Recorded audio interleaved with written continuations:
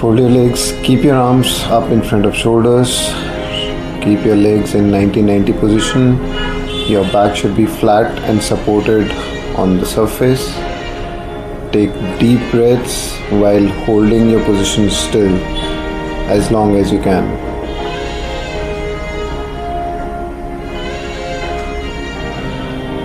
For next progression, attain the same starting position with your back flat, arms up and knees and hip in 90-90 position.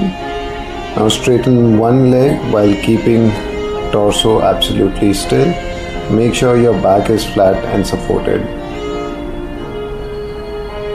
Alternate between the legs.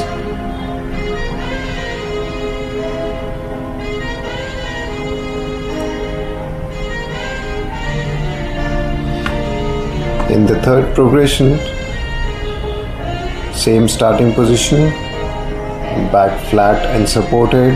Now move opposite limbs while keeping other parts of the body absolutely still. Movement should happen with exhalation.